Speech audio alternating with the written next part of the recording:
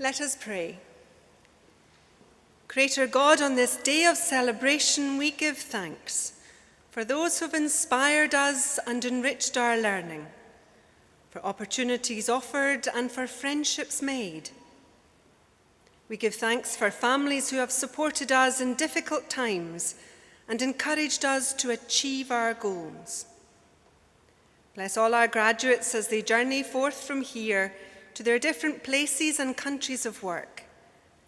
Inspire those who will use their artistic talents to interpret the form and beauty, the wonder and complexity of the world around them, creating and designing for future generations. Guide those who will use their newfound knowledge and gifts of compassion to nurse the sick and care for the dying. Those who will work at the frontiers of science and research to bring health and healing to those in need. We seek blessing for all our graduates, that they may work together for the building up of life in happiness and in hope. Amen.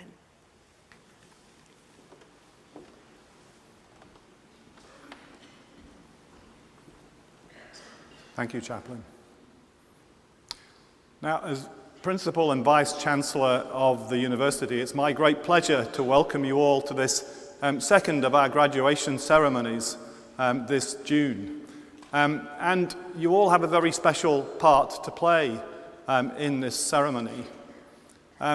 It's important that all of you show exceptional enthusiasm in supporting the graduates as they pass across this stage and become graduates of the university. I'm sure you will do that with great support for your family and friends and colleagues.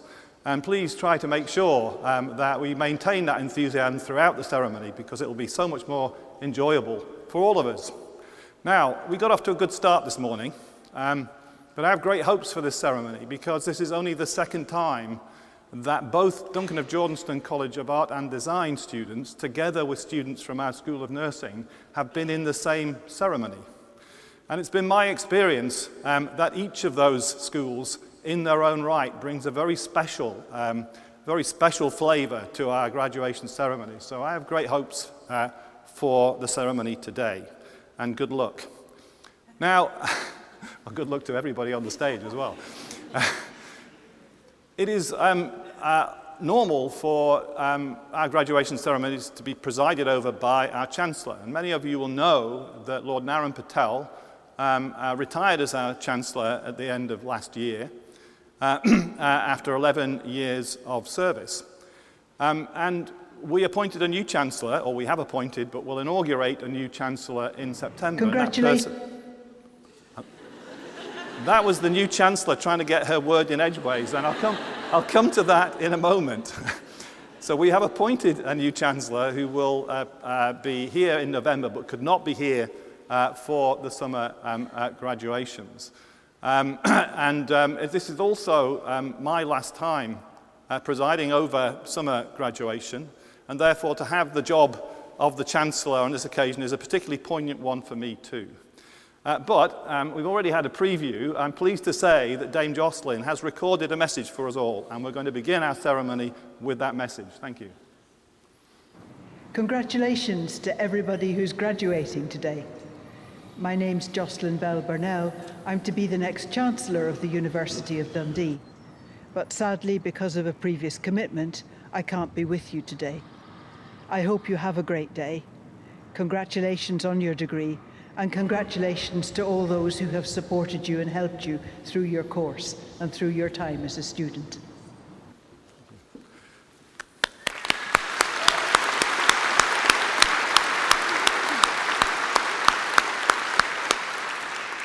As you will have gathered, I was supposed to invite you to sit just moments ago, but you've all managed that all by yourself, so well done. I call upon Vice Principal Wendy Alexander to address the Assembly.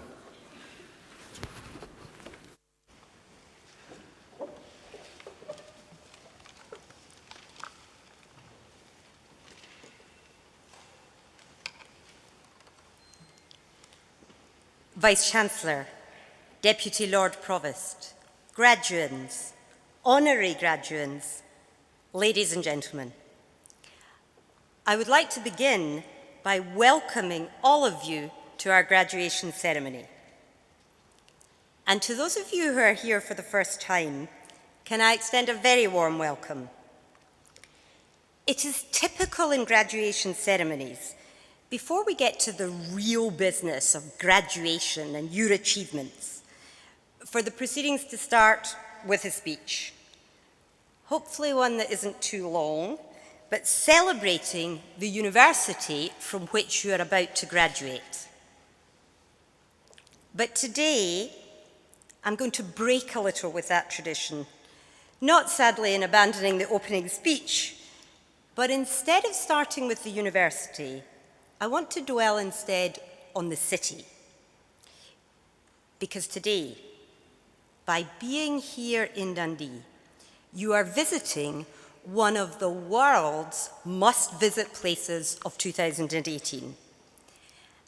And if there are any cynics in the audience who think that this accolade might be one that we simply awarded ourselves, then let me inform you that this has been bestowed on Dundee in 2018 by an extraordinarily cosmopolitan cast of commentators, including the Wall Street Journal, the Lonely Planet Guide, CNN News, The Guardian, and the list goes on.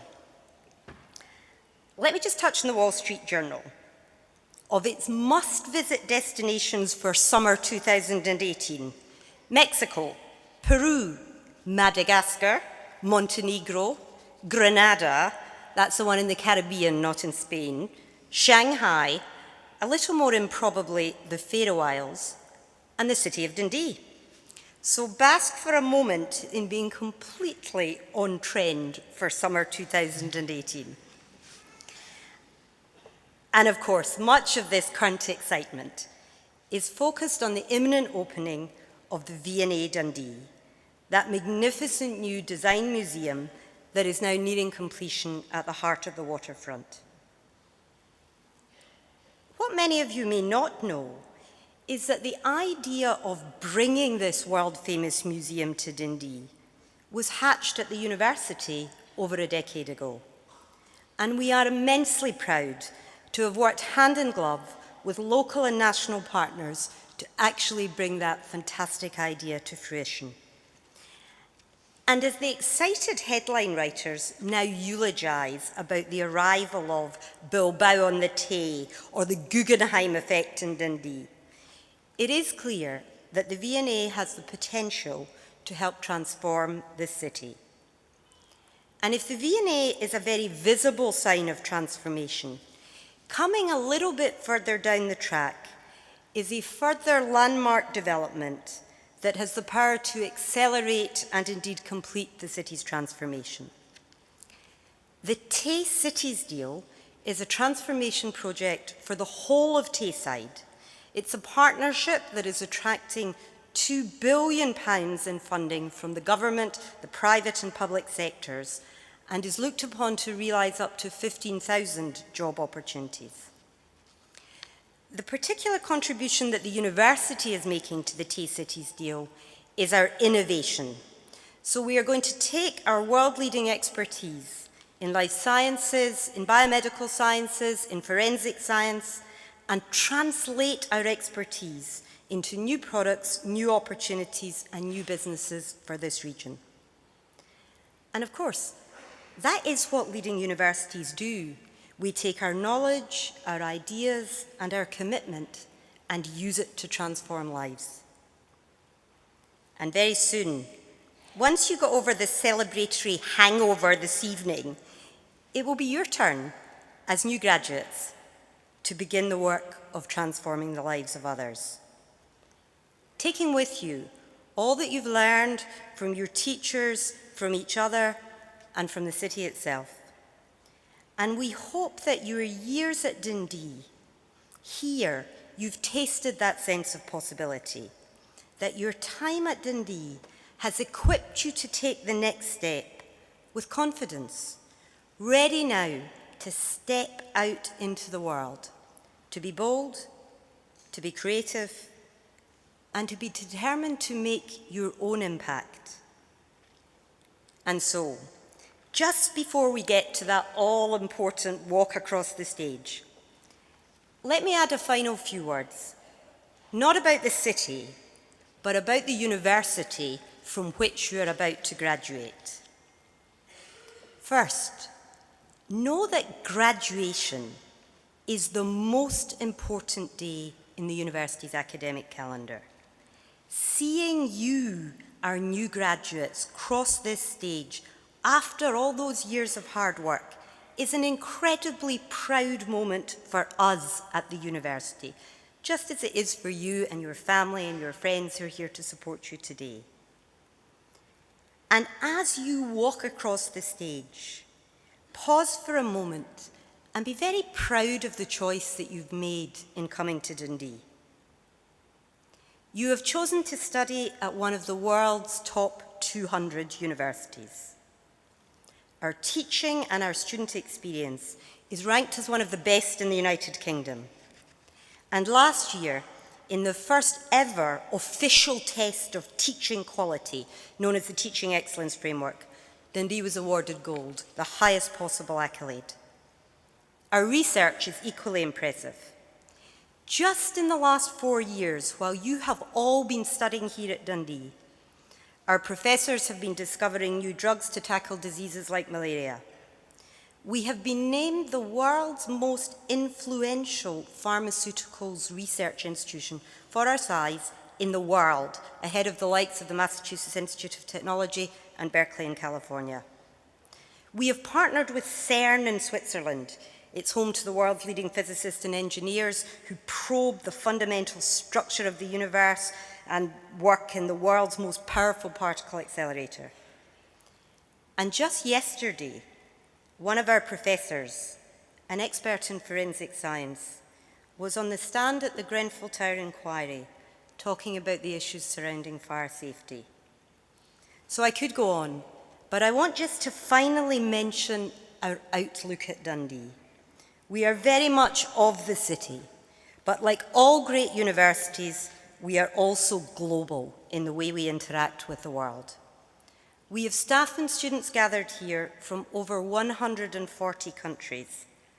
That's nearly 3/4 of the countries in the entire world. And increasingly, we don't just bring the world to study here at Dundee. We take the Dundee experience to the world. We have learners now working to Dundee qualifications all across the world, North America, South America, Europe, Kenya, New Zealand. We even had Antarctica last year, but we lost them this year. And this year, we have launched pioneering teaching partnerships across the globe, in China, in Singapore, and in Malaysia. And more of our students spend time abroad during their studies with us. Now, I'm just about to stop, because there'll be some of you wondering, what's all that got to do with me? Well, I just say to you, consider this. This year, Dundee was rated amongst the very best universities in the UK for graduate prospects. That means the number of our graduates who go on to graduate level employment or go on to further study. And every single one of these achievements that I've just described are rooted in the sense of community that we build on campus. Many of you will have experienced this for yourself in your time with us, and we hope you continue to feel part of that wider Dundee family in the years to come. So let me end with our ask of you. When you cross this stage today and become a graduate, consider committing yourself to staying connected to us here in Dundee. Because at Dundee, community is central to the type of university we want to be for generations to come. All of you will be our global ambassadors. It's a lifelong membership, and you should always consider this your university. Share that passion for the university and your connection with the city in all the years ahead, even when all those fashionable lists have moved on to other locations. You will always be able to claim that you graduated in the very year that the rest of the world woke up to the delights of Dundee. So finally, as you receive your degree and step out into the world, as a graduate and as an ambassador for the University of Dundee. Know that we, your university, its staff, its students, your fellow graduates, all of us wish you the very best for the future. Thank you, everyone, and many, many congratulations. Well done.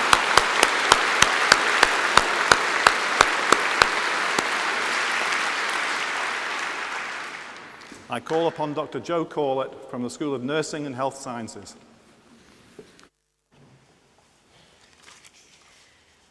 Vice-Chancellor, before the nursing graduates are presented, I will ask them to assent to a declaration that they will maintain traditional standards of professional conduct.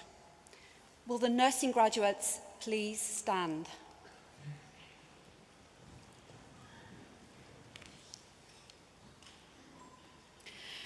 I solemnly promise to use to the best of my knowledge and ability the art and science of my profession for the good of those under my care, and to make the preservation and restoration of their health my constant aim. I shall keep secret anything I see or hear in my practice that should not be divulged. I shall constantly endeavour to improve my knowledge and skills within my profession, and to share useful discoveries with my fellow practitioners, whom I promise to hold in fraternal regard. These things I shall do for the benefit of those whom I seek to serve and for the honour of the profession that I now join. Do you make this promise? Thank you.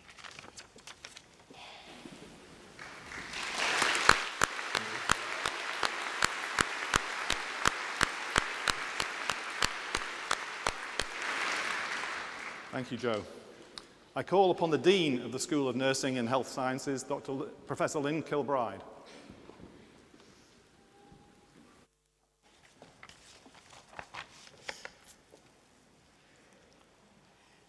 Vice-Chancellor, I have the honour to present for the degree of Bachelor of Science in Nursing, Rona Barclay. Michelle Diamond Williams. Katie Dowell. Caroline Gordon. Elaine Moffat Hancock.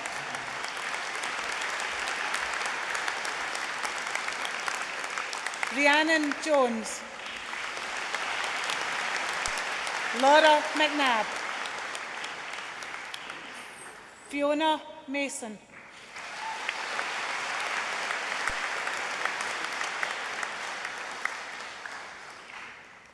Gillian Moyer.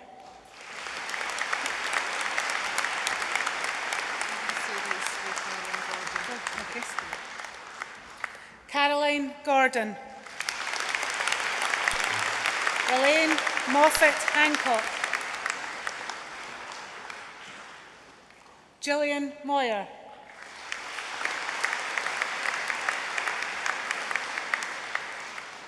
Gary Lawson.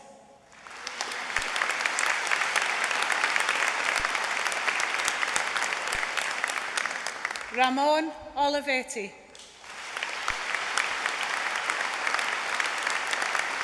Owen Smith.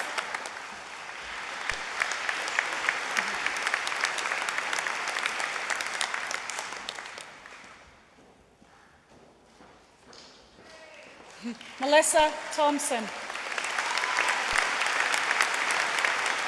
Lindsay Wise.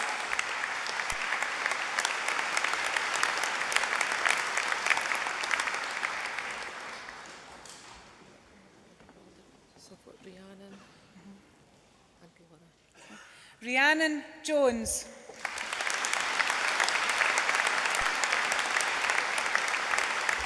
Laura McNabb. For the Bachelor of Science, Lindsay Turpey. Hayden Donaldson. Alan Milne.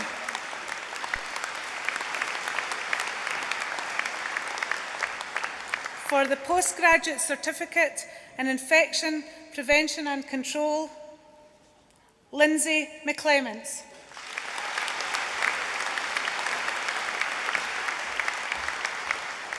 For the Postgraduate Certificate in Nursing, Clinical Practice, Jill Brady. Laurie McDougall.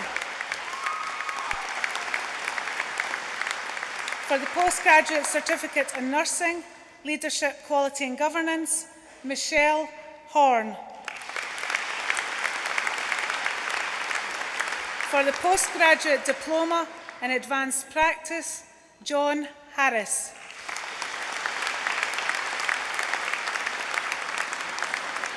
For the Postgraduate Diploma in Infection Prevention and Control, Amanda Porter. For the Postgraduate Diploma in Nursing, Clinical Practice, Carol Reid. For the Postgraduate Diploma in Nursing, Leadership, Quality and Governance, Margaret Aitchison. Claire Cleland.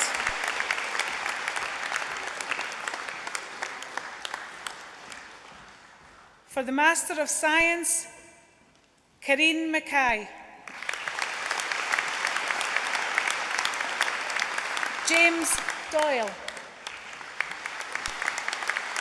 Katrina Black.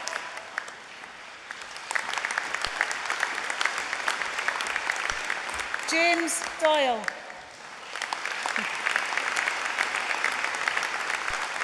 Wendy Warden.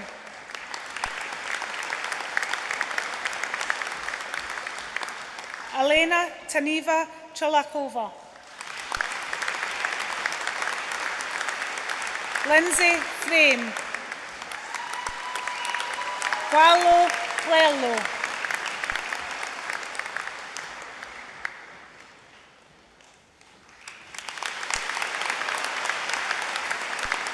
Elsa Gardner.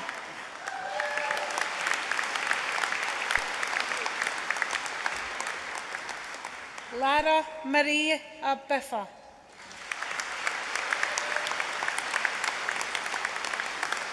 Anna Oliveira.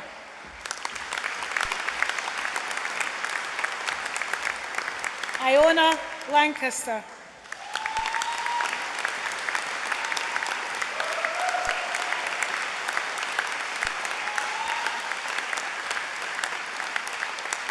For the Doctor of Philosophy, Hamish Fulford.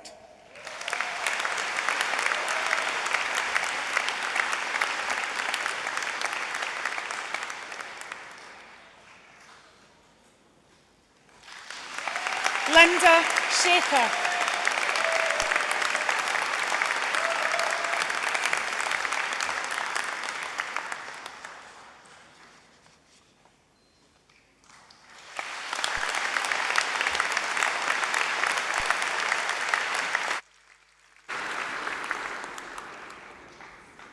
I call upon the Dean of the School of Art and Design, Professor Paul Harris.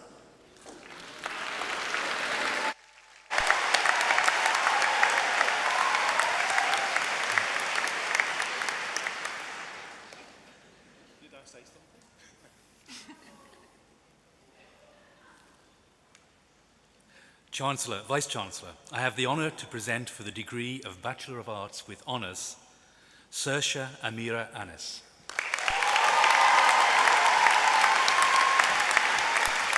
Katrina Beckett.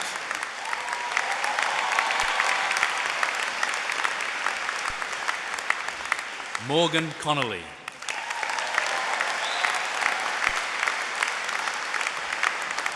Sinead Creaney.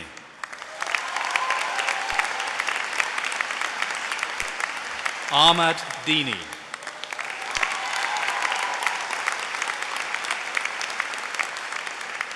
Isla Dodds.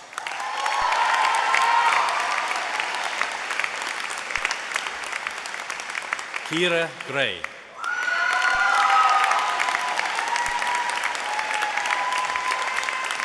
Chelsea Lean.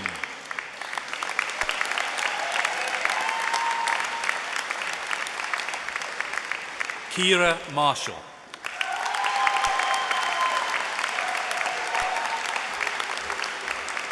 Catherine O'Hara.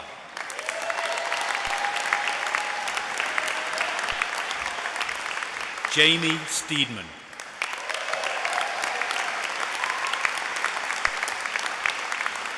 Reese Arshad.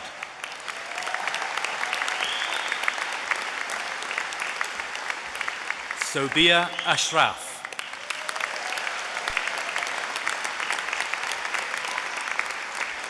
Ellen Avaris.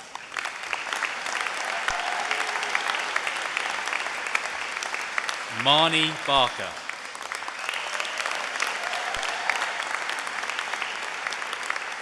Robin Bennett.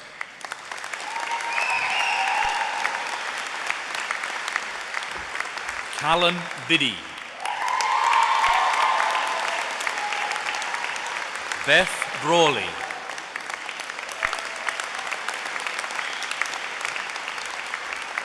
Camasia Bruce.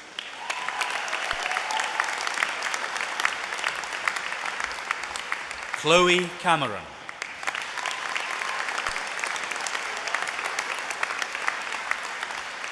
Sarah Cannon.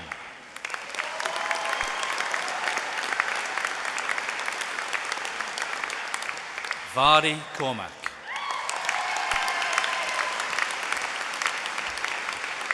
Lorna Coyne.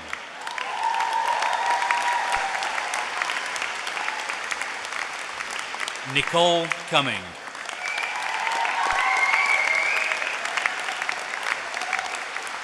Elizabeth Day.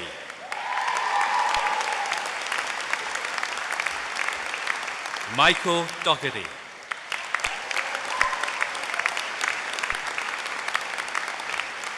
Nicola Donaldson.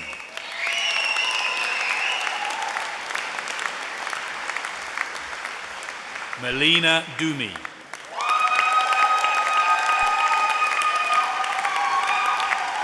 Shauna Doyle.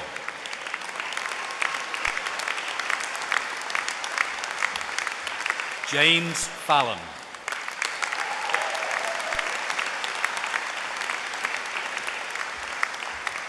Emma Fallon.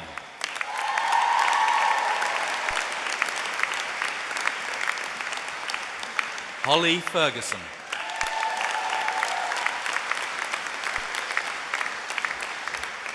Emily Foley.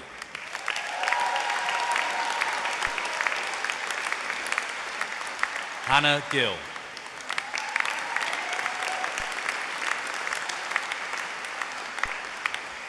Megan Goldie.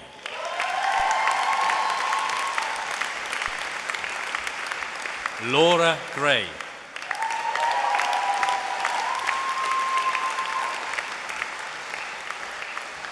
Joanne Hanning.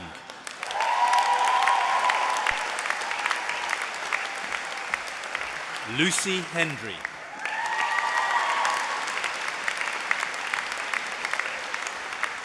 Martha Howden. Robin Ivett.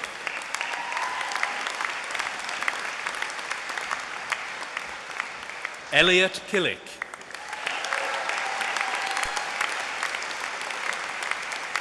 Russell McCauley.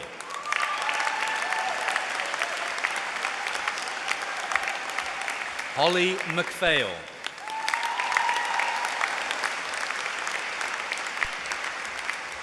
Annie Mather.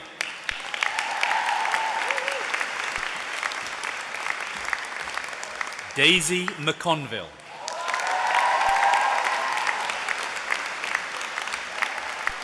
Rachel McCready.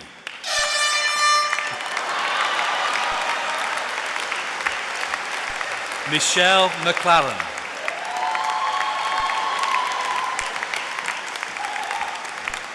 Megan McLaughlin.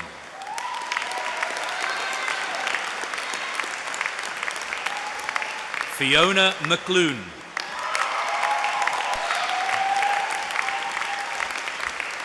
Heather McNabb.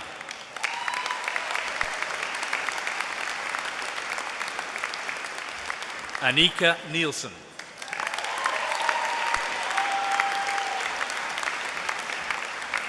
Chiara Neufeld.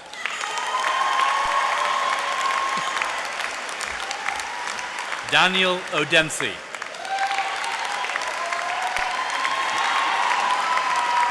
Lara Orman.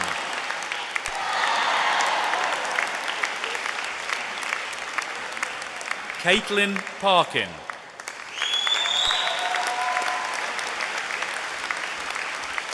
Kirsty Patterson.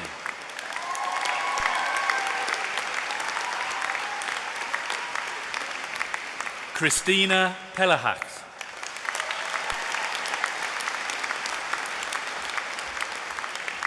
Ewa Pietroska Baxter.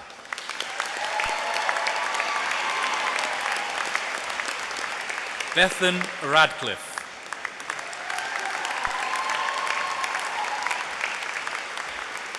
Kirsty Reed.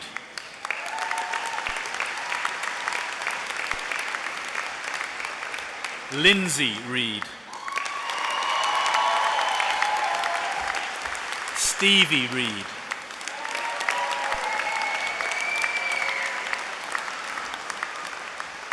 Anne Ross.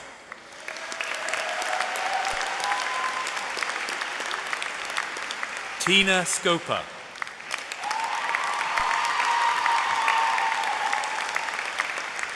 Sam Smith.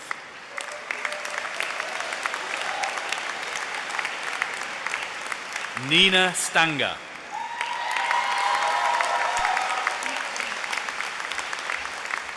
Laura Stubbings.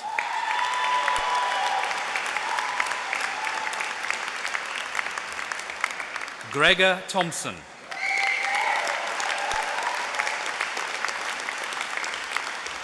Amy Tong.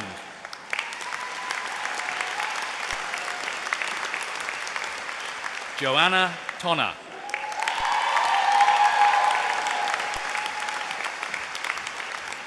Daniel Twist.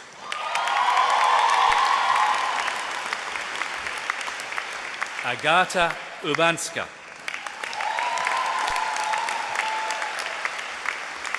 Angela Van Giet.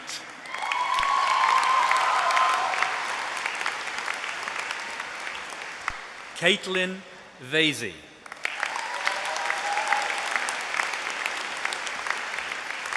Isla Wade.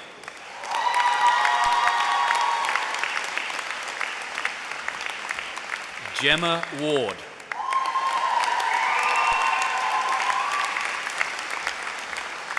Zoe Webster.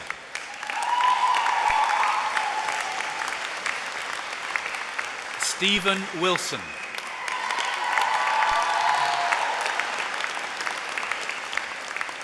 Laura Kaiser.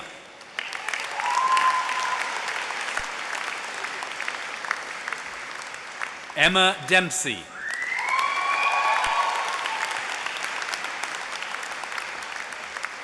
Janine Getty.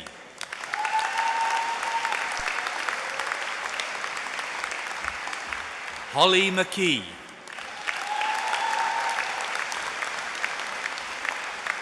Sarah Pope.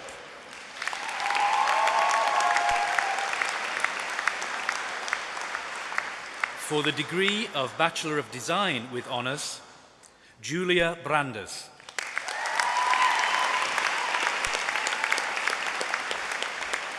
Fiona Burton.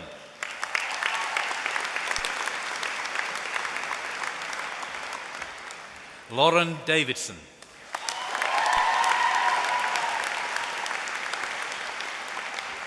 Susan Crowe.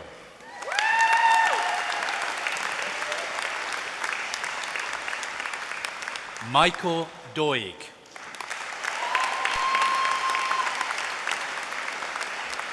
Cameron Duncan. Angus Dunn.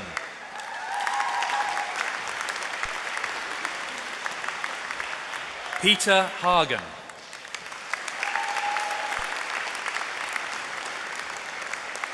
Claire Jackson.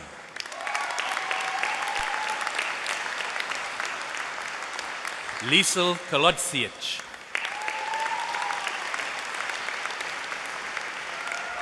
Louise Macari. Raishan McCallum.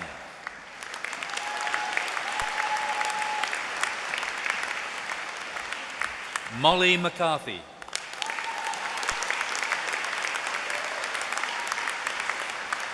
Troy Macron.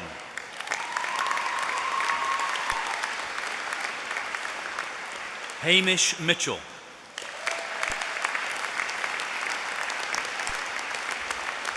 Connor Welsh.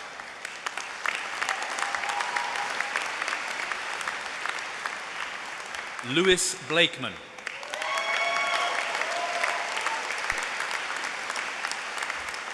Stuart Butler.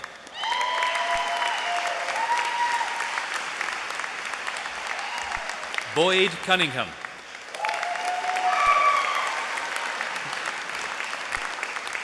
Pianot Dowjuang.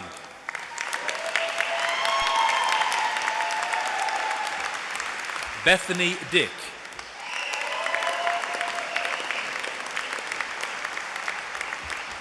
Erin Doherty.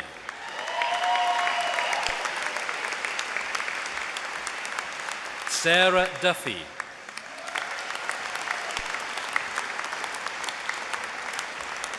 Anna Friends.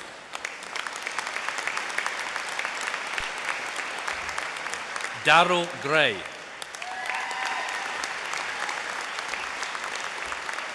Stuart Gray.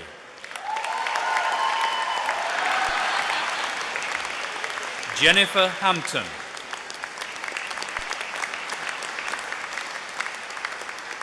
Tom Hegdal-Lornes.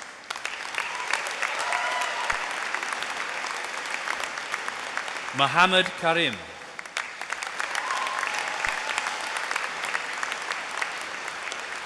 Alistair Kerry. Jisop Kim.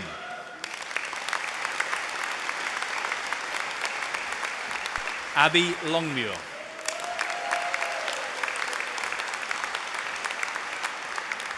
Fabio Maragno.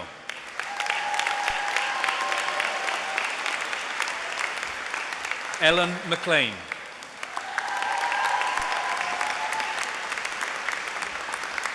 Grace Mostyn.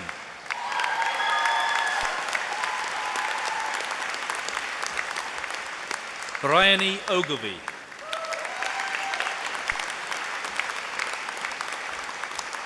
Jennifer Phillip.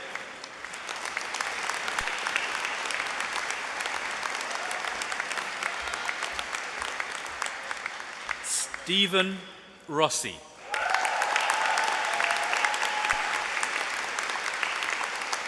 Rebecca Skula.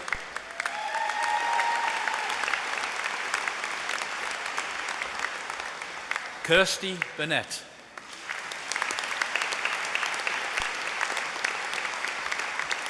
Natalie Bullock.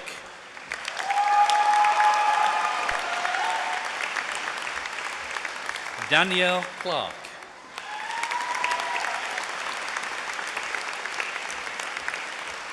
Duncan Delatouche.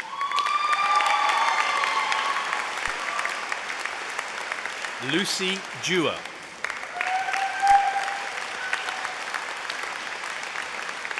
Emma Fraser-Reed.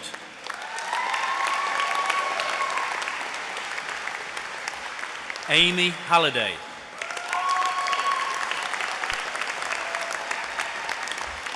Claire Hartley.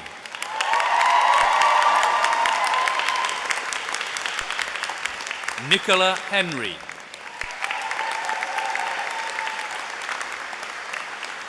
Rose Jewett.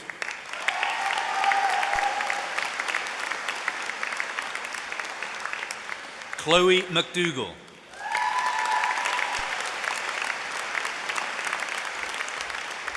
Alison Mackenzie. Ruth Martin.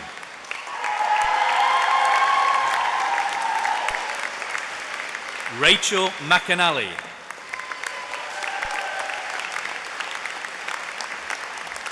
Lauren Morsley.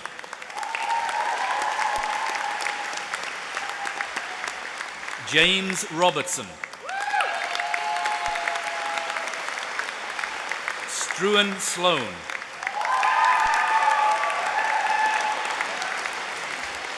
Catherine Spencer.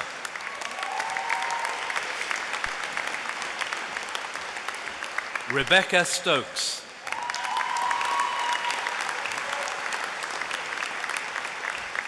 Lewis Bell.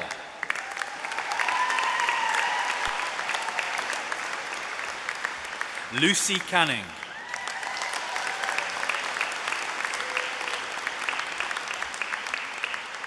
Ragnar Erlhiang.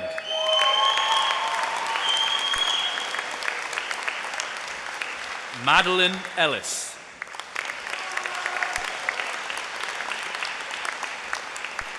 Emma Forbes.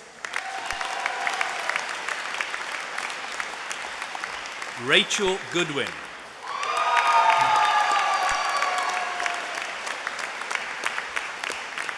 Catherine Healy.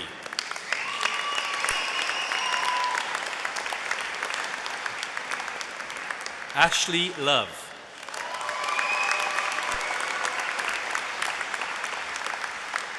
Helen Mackenzie. Ewan Murray.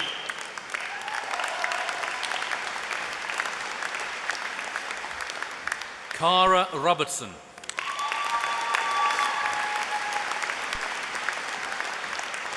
Jessica Ross.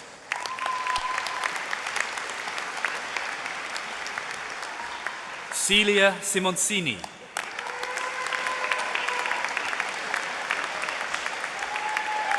Katerina Spenarova.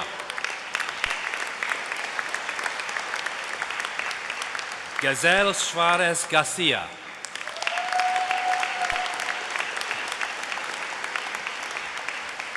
Emily Wallace.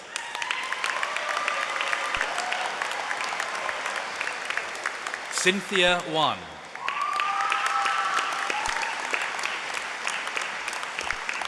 Kirsty Wright.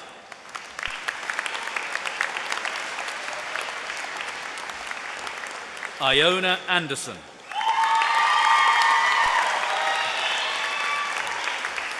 Jane Bullivant.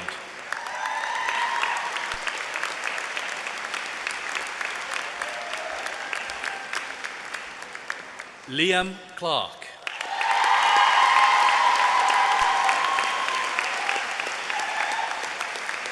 Nadine Dorman.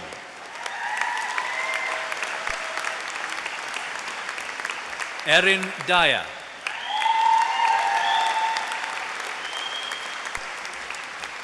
Isla Easton.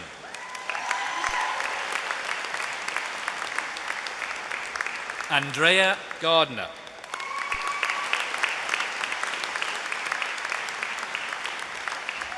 Rebecca G.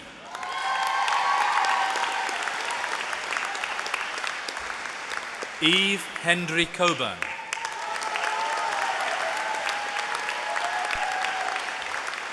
Zoe Hutchison.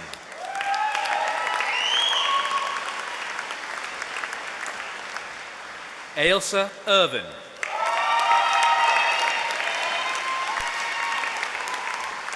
Claire McLean.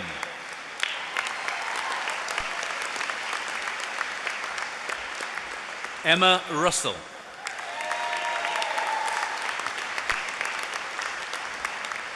Naomi Smith.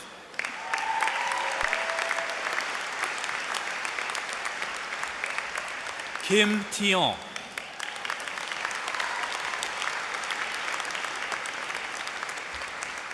Kendall Blair.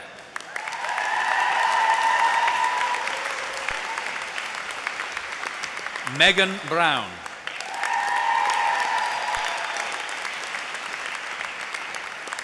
Lucy Castor. Sheena Cathro.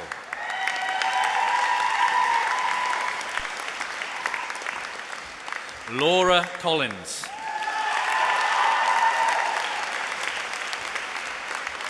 Ria Cook.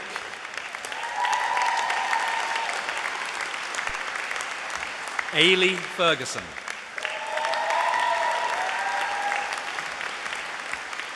Joy Ganch. Natalie Garthley.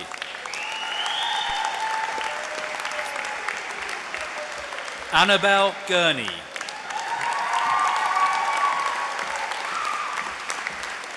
Shea Hendry.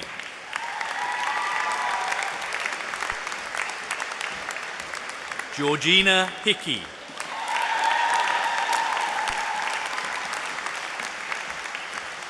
Molly Jamshidian.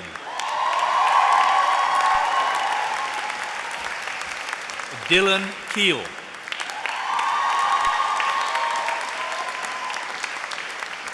Abigail McCaffrey.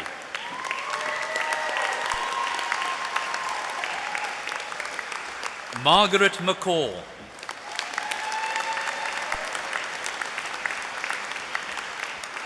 Kirsten McCloskey.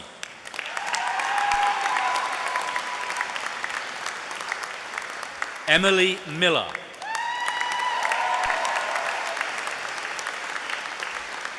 Rachel Morgan.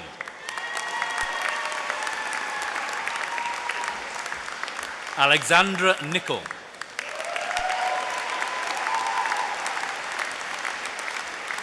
Robin Nisbet. Helen Patterson.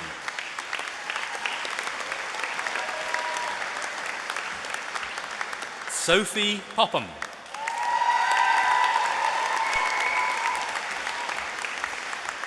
Ailsa Purdy.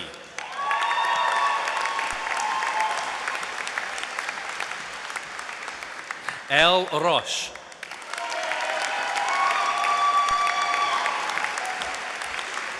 Sabah Sharif.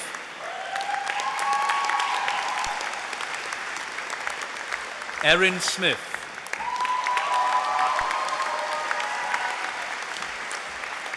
Ava Sukkot.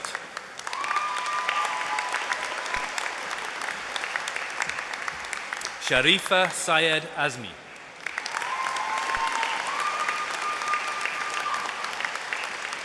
Simone Wilson.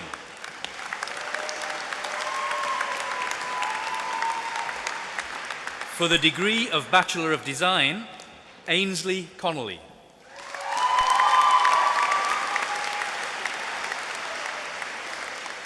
Kwon Ho.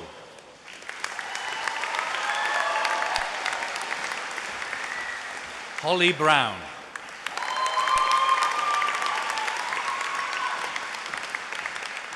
Jenna Casey.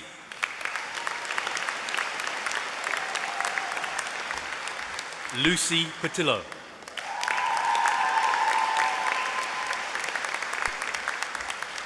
For the degree of Bachelor of Science with Honours, Agatha Delcourt.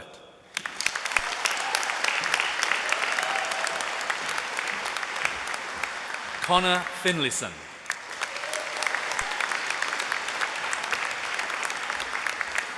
Alistair Harper.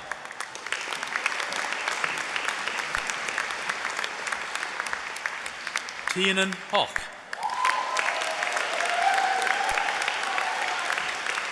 Luke Holland.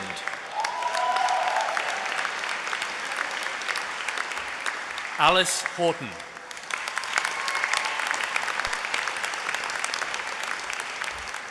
Neil Lavin.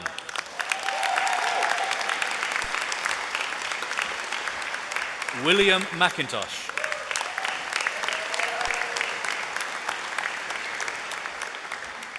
Mackenzie Miller.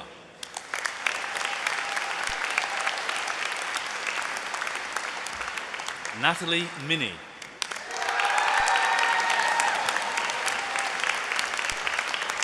James Panton.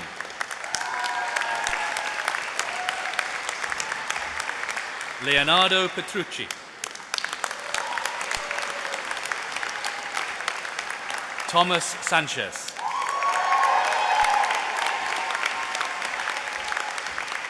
Jenna Affleck.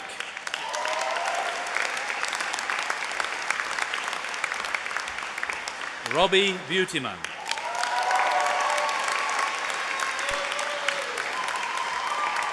Stuart Carr.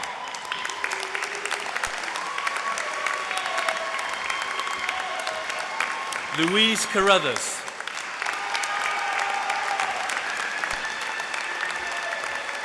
Caroline Caulfield. Finley Clark.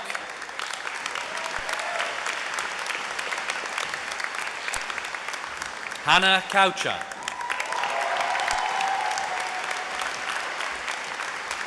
Julie Cumming.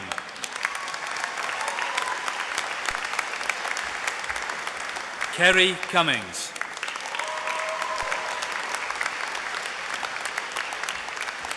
Dylan John Gardner. Sean Guravin.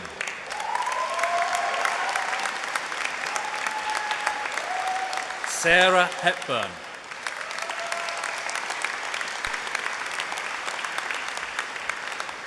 Ashley Hewitt.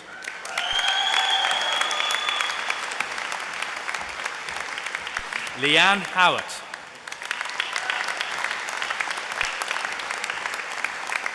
Stephen Jack.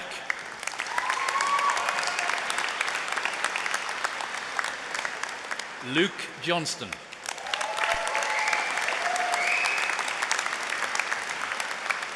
Charlie Clebo Rogers.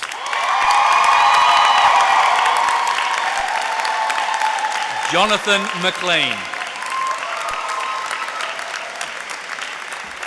Cameron Malcolm.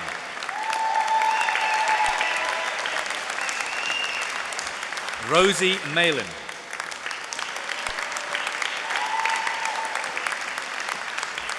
Sarah McCutcheson.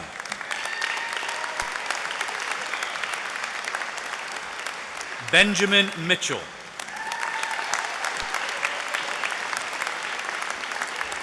Oliver Page. Sarah Richardson.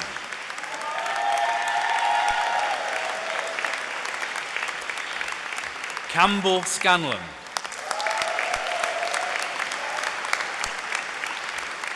Andrew Shearer.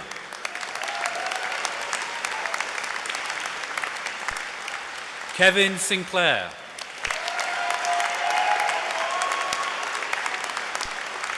James Spratt.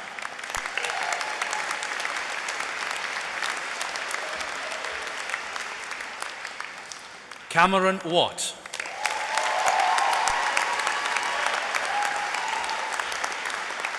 And for the degree of Bachelor of Science, Katie Gold.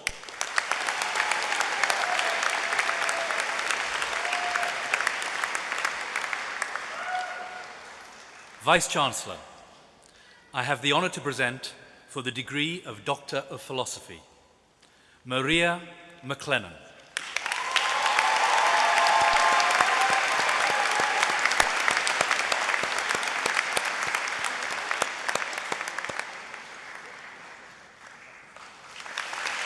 Joanne McNichol.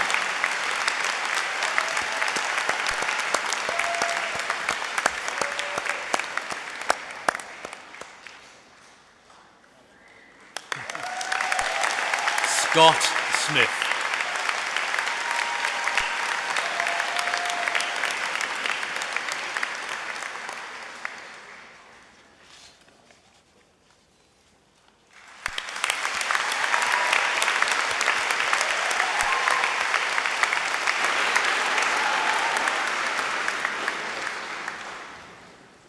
Thank you, Paul. Well done. I call upon the Vice Principal.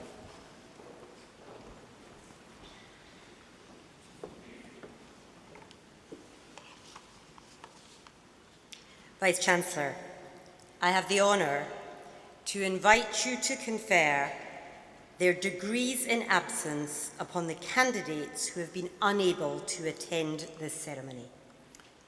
By the authority of the Senate, I confer these degrees.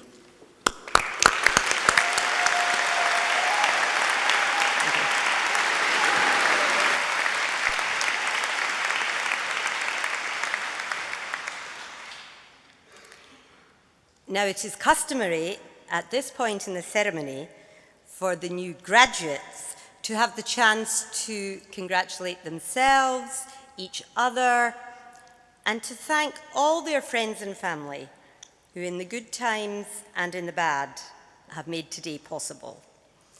And in the tradition of these ceremonies, we are not looking for polite applause.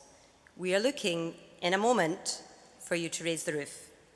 So I am going to invite you in a moment to make as much noise as you humanly can. You can whoop, you can clap your hands, you can stamp your feet, you can whistle, maybe even we'll hear the hooter again. All of this to say thanks to everyone close to you who has made today possible. So, are you ready? 1, 2, 3, celebrate!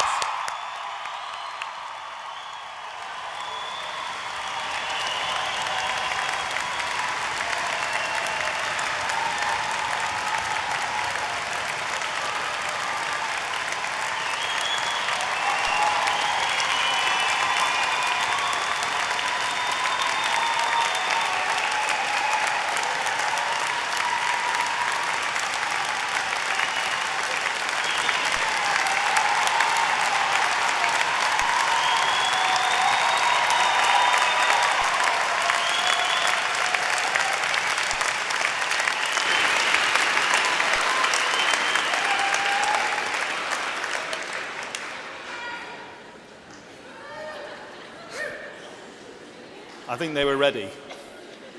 Okay, we move on. So I call upon the Dean of the School of Art and Design, Professor Paul Harris. Once more, onto the breach. Vice-Chancellor, I have the honour to present for the Chancellor's Award for Outstanding Contribution to Teaching, Janice Aitken.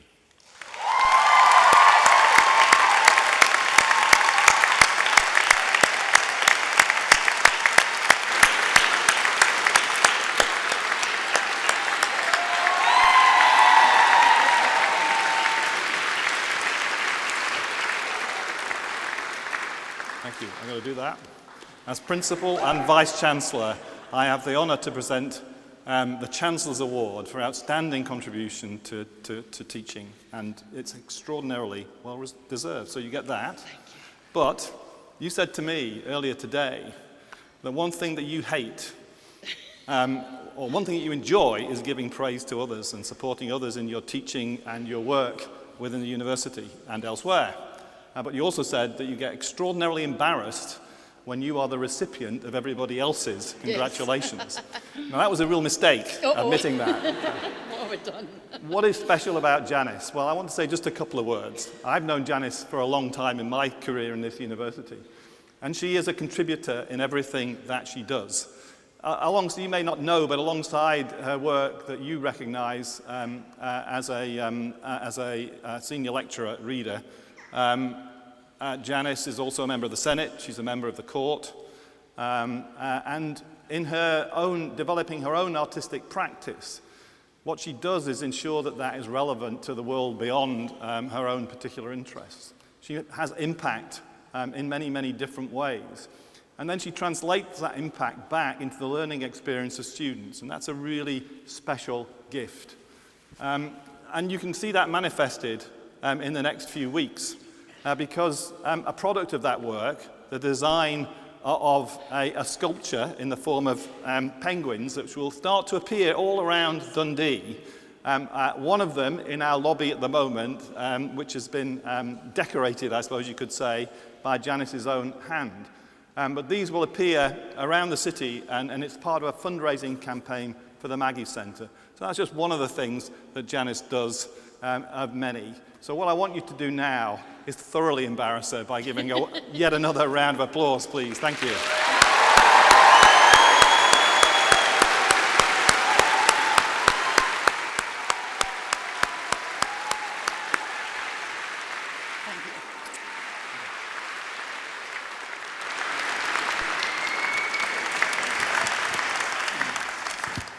Now, in all that excitement, my notes have fallen to the floor. So I don't even know what we're doing next other than the honorary graduates. So I have to pull this one out here. I need to get them in the right order, that's the problem. Thank you. They've fallen out of my eyesight. I call upon Pauline Horton to present the Honorary Graduate for the degree of Doctor of Laws. Pauline.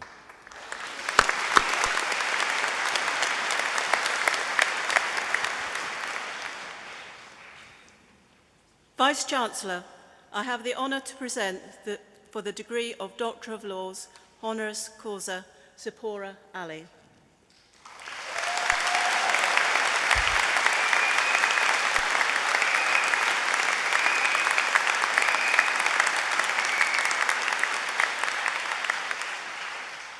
In 2007, the Commonwealth Scholarship Fund sponsored a small multi-professional class of students in Nairobi, Kenya, to undertake the University of Dundee's Masters in Palliative Care.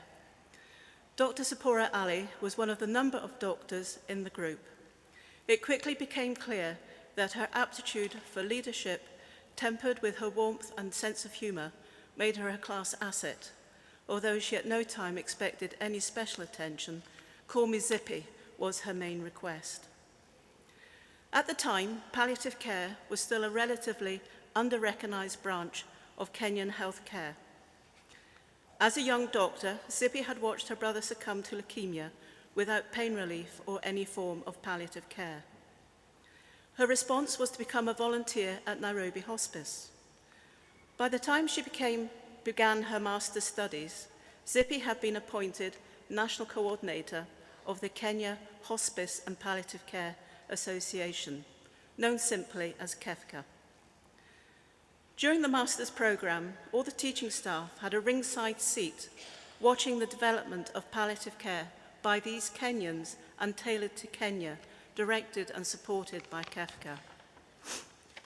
In addition, there were also undergraduate distance learning students, many working in remote rural areas, who often selected one of the available palliative care modules in order to extend their knowledge and skill for the benefit of their patients.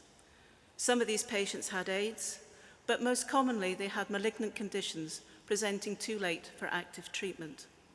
For them, KEPCA was not a remote organisation in Nairobi. It reached out to support these endeavours and in so doing set up satellite palliative care facilities. It is no understatement to identify Zippy as the linchpin. She works closely with the Kenyan health ministries, not only at national, but also at local level throughout the country. She also works with hospices and other care facilities, often sponsored by NGOs. In her first 4 years in office, Zippy saw the number of hospice and palliative care providers in Kenya grow from 14 to over 40. Currently, there are more than 70 palliative care units in Kenya, the majority established through integration within government hospitals, an option that didn't exist in 2007. The majority of counties throughout Kenya now have a palliative care unit. Those who don't have at least 2 nurses with specialist palliative care training. Zippy's work capacity was stretched enormously. Kenya is a large country, not all of its roads are easy, and some areas are not so secure. Her day frequently begins at 4 a.m. in order to secure meetings with government hospital administrators at the start of their working day, to be followed with continuing medical education sessions for the hospital's clinicians. KEPCA as a national organisation does not work in isolation. In taking WHO guidance for its principles, it has extended its networking internationally.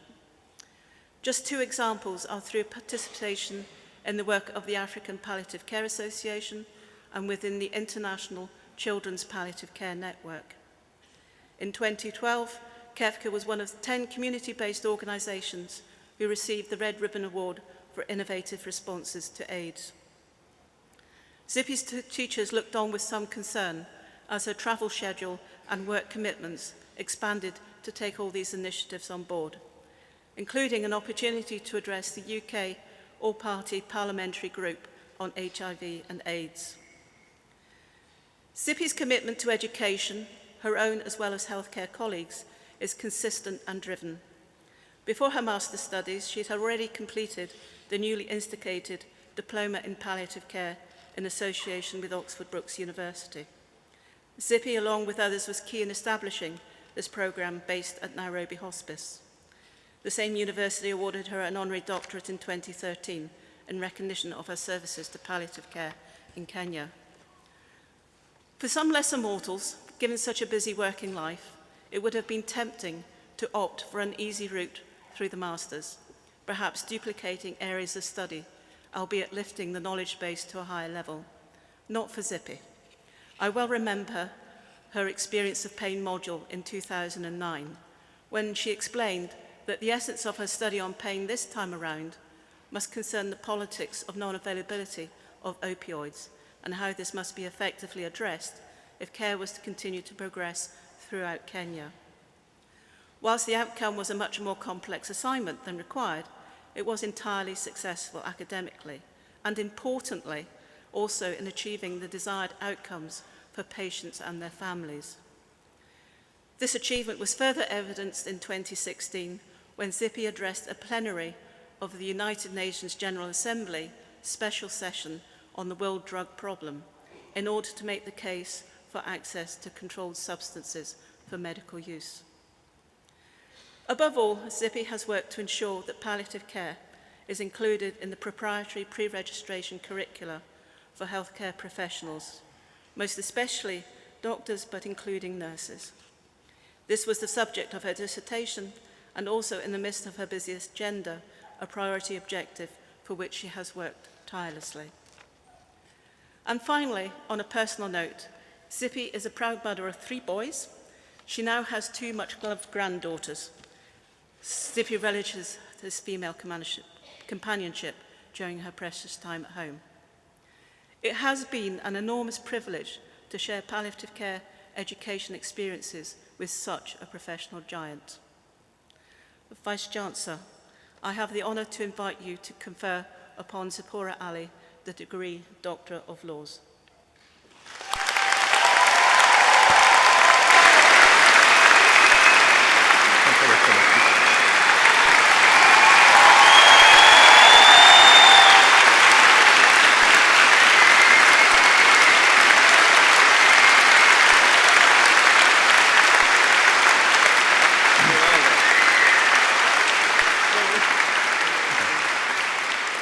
By the authority of the Senate, I confer upon you the degree of Doctor of Laws.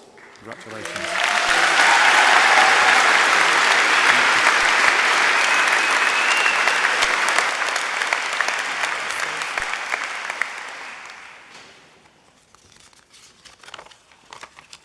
I'm quite excited.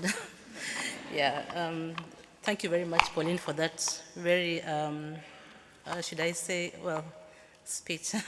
But the Principal, Vice-Chancellor, Professor Sir Pete Dons, graduates, I had written graduates, but you're not graduates, fellow honorary doctorate graduate, ladies and gentlemen, good afternoon. We had a conference once in Kenya, and we invited Professor John Ellershaw from the University of Liverpool. And when he came to address the conference participants, he said, "Good morning." And everybody said, "Good morning" back.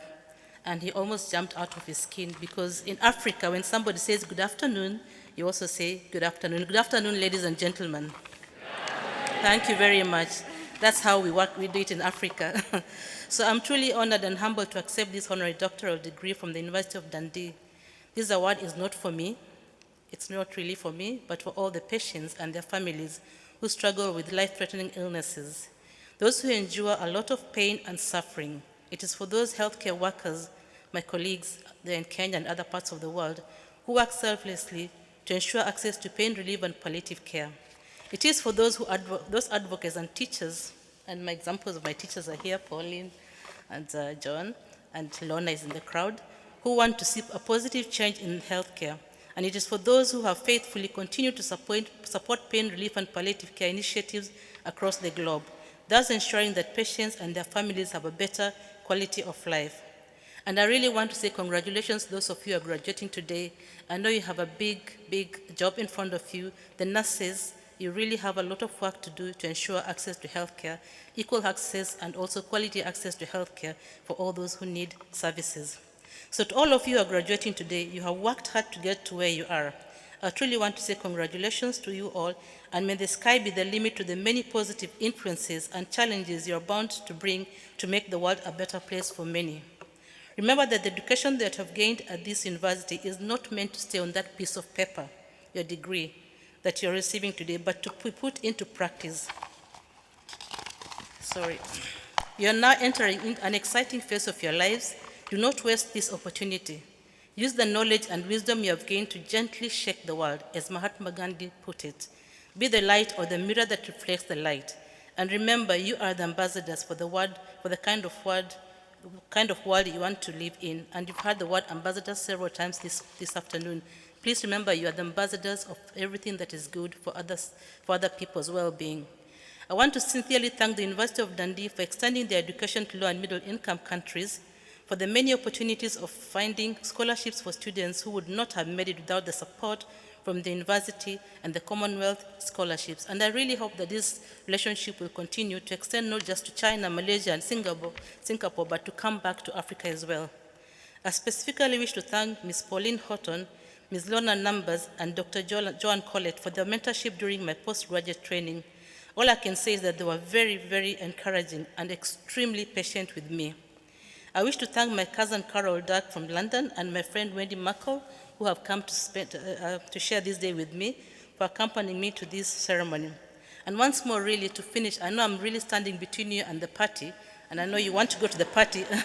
Yeah, so I really want once more to say, I sincerely thank the university for bestowing on me this honorary doctorate, and above all, I wish to thank the Creator for everything.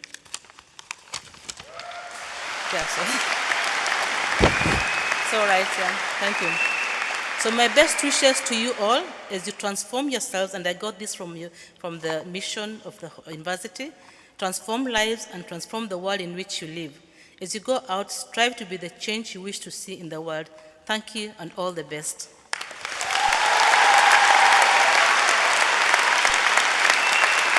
Very good. Very good work.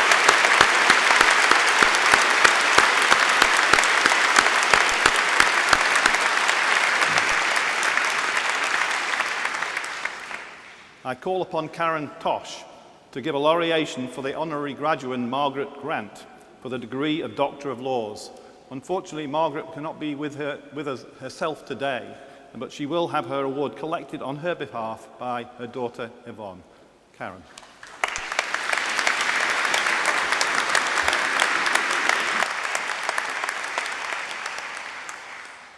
Vice-Chancellor, I have the honour to present for the degree of Doctor of Laws, honoris causa, Margaret Grant.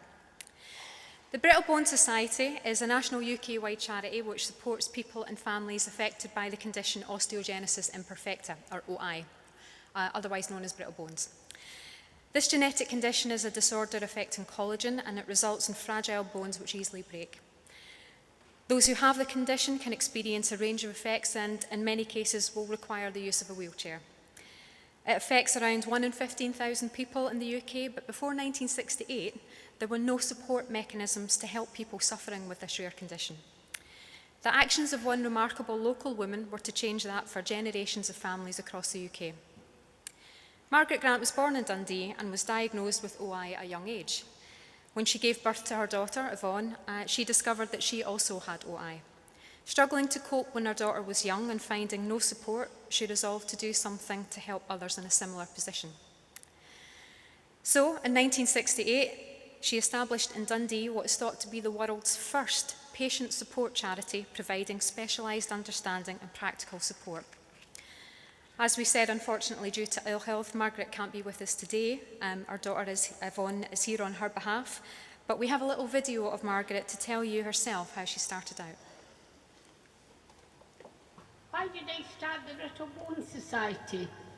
Because as a young person I had had lots of fractures and spent a lot of time in hospital. And every time I was in hospital, the doctors would say, did your mum have it and did your dad have it? And they didn't know that any of them had had any fractures. Back in my mind was always this question, how had I inherited brittle bones? And we went to see about it, and they said that they didn't know where I had inherited it, so that our children would be all right. So we went ahead and got married, and a year after we were married, Yvonne was born, and it was discovered that she had had brittle bones as well. So somebody along the line made a mistake. Now here was me, walking with a stick, having had this baby, and a husband, and we were, that time, David worked in the jute industries, and there was flooding in Bangladesh, and that meant that the people in Dundee who worked in the jute industry were short of work, so there was no money coming into the house. And I asked the social worker at that time if there was anybody that could help people with brittle bones, and he said there wasn't any organisation to help people with brittle bones. So I put a piece in a newspaper, and from that newspaper there was 10 other people connected come in touch with me. But during my childhood, I'd only known 3 other people who had the condition. But these 10 people decided that we should get together and call ourselves something, and we called ourselves the Brittle Bone Society. Margaret's clearly a very modest lady, so I would like to convey to you the extent of Margaret's contribution to establish and support for those individuals born with OI and their families by building a community from scratch. Under Margaret's direction, the charity harnessed the power of TV. A slot on the children's programme Magpie in the 1970s helped raise £300,000, which was an incredible sum of money at the time. The work of the charity went on to be highlighted on Children in Need and Countryfile. Margaret also understood the need for respite care, and as early as 1974, the Society funded caravan holidays. From the start, Margaret recognised the importance of working with the NHS, researchers and other organisations. The information and data generated through numerous collaborations has helped improve outcomes for those living with OI and continues to do so. For example, in partnership with Edinburgh University and a £1.5 million project to investigate therapies. This year, the Society hosts an international scientific symposium in Dundee too. Margaret's early collaborations had global impact as she assisted friends in the US and Europe to set up their own support organisations. On May the 6th, many countries now celebrate an International Day of Awareness called Wishbone Day. Margaret chose the wishbone symbol as the charity logo, stating, "May the only bone that ever breaks be the wishbone." This symbol has been adopted by organisations worldwide, and Margaret's impact was recognised with a Queen's Award of MBE in 1989 for her work for those affected by OI. In 2010, the charity gifted their collection of papers, artefacts and literature to the University of Dundee's Archives Department to catalogue the impact of her personal contribution as well as that of the Brittle Bone Society. Despite significant personal challenges, she fought for change and didn't give up on her vision. Throughout all of this, Margaret has been staunchly supported by her husband and her daughter. The charity she founded celebrates its 50th year this year and still operates from Dundee. Margaret continued to be actively involved until relatively recently when ill health forced her to take a step back. To this day, members regularly post on the charity's social media outlets, reflecting on the importance of Margaret's intervention, her understanding voice on the phone when no one else could help, and her wisdom and kindness. Margaret's vision and untiring work establishing support groups and raising millions of pounds of funding has transformed the lives of thousands of children, young people and their families. Vice-Chancellor, I have the honour to invite you to confer upon Margaret Grant the degree of Doctor of Laws.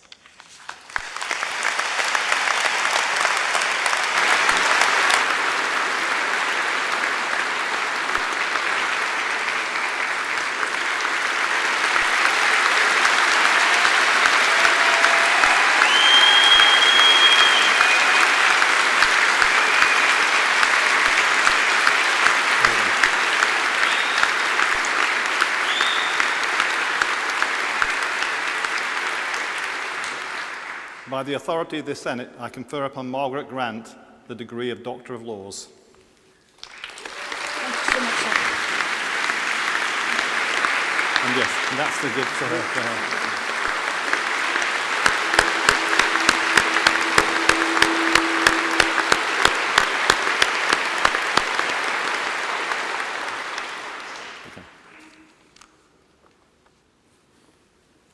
Principal, Vice-Chancellor Sir Pete Downs, Mrs. Karen Tosh, School of Nursing and Health Sciences, distinguished guests and friends of Dundee City Council, to members of my family, representatives of the charity, Brittlebone Society, and my extended friends in the wider disability community.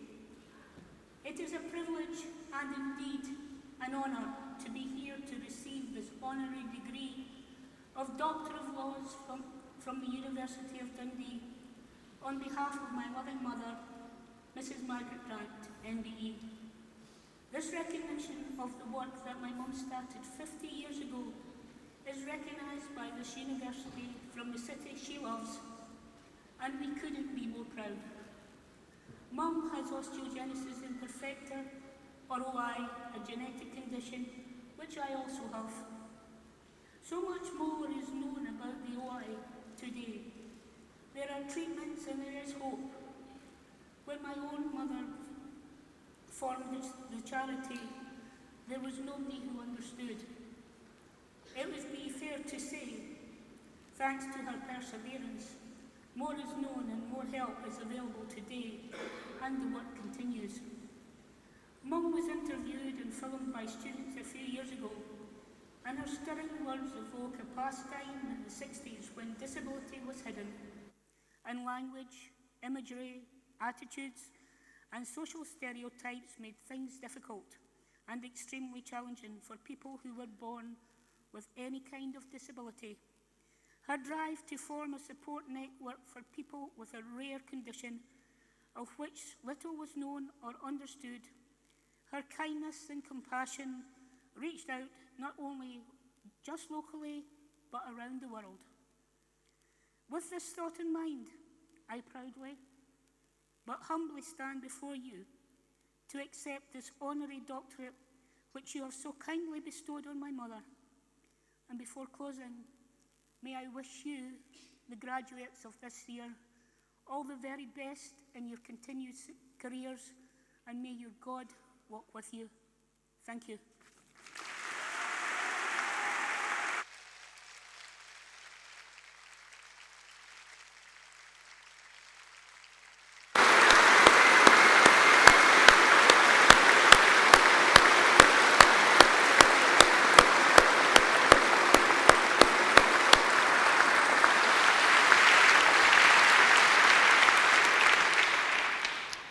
As usual, we will close our ceremony this afternoon with an uplifting contribution from our wonderful choir. Thank you.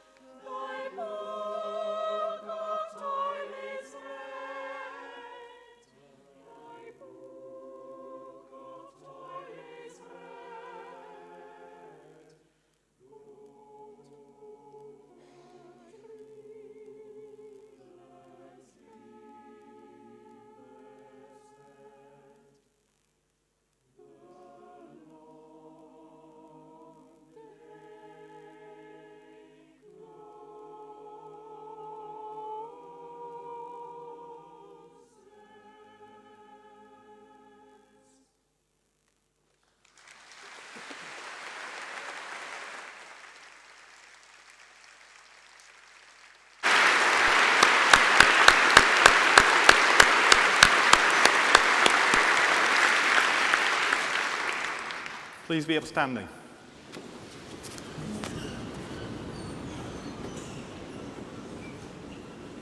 I declare this academic ceremony closed.